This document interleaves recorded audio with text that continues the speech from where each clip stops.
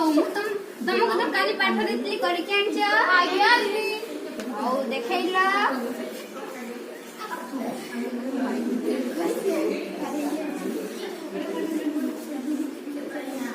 ଠିକ ଅଛି, ତମର ବି ଠିକ ଅଛି।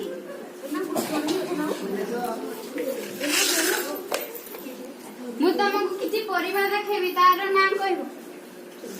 ଏଇଟା କଣ? ଏଇଟା ଆଳୁ। ଏଇଟା ଆଳୁ ଦେଖାଉଛି। ଆଜ୍ଞା ଆମ ଘରେ ତାକୁ କହୁଛନ୍ତି ଆଳୁ କୁହନ୍ତି। ତମ ଘରେ କିଏ ଜାଣିଥିଲା ଏଇଟା ଆଳୁ ବୋଲି?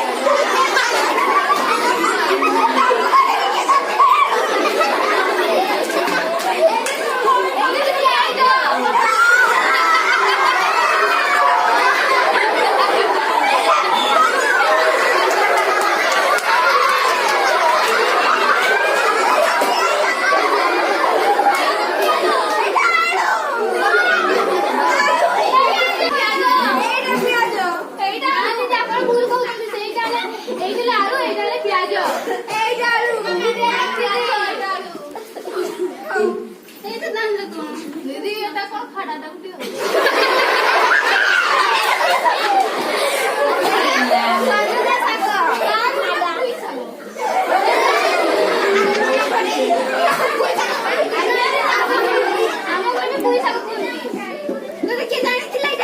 ସଜନା ଶାଗ ନା ଆଉ ଏଇଟା କଣ? ଏଇଟା ହଉଛି ବେଲାଟା।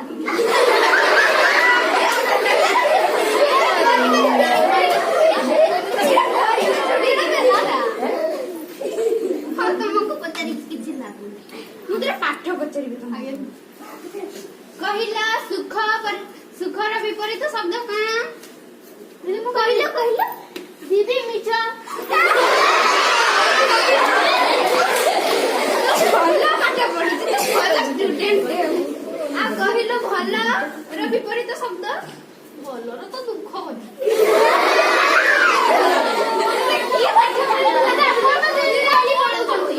ମୁଁ ତ ତମକୁ ଗୋଟେ ପଢୁଛି, ତମେ ଗୋଟେ ବୁଝୁଛ। ଦିଦି ଆପଣ ଯାହା ପଢିଲେ ଆମେ ତାହା ହଉ ତମ ବିନା ବାକ୍ୟ ଗଠନ କରତେ କହିବି, କରିବ?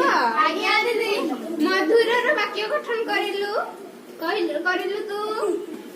ଦିଦି ମଧୁର ମାନେ କି ସବୁ ଜାଣିଛି ବାକ୍ୟ।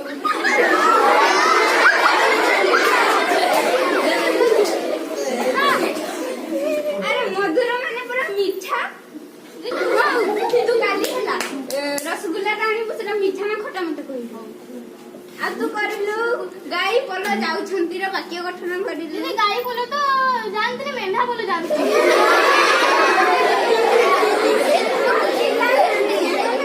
ଭଲ ପାଠ ପଢୁଛୁ, ବହୁତ ଉପରକୁ ଯିବ।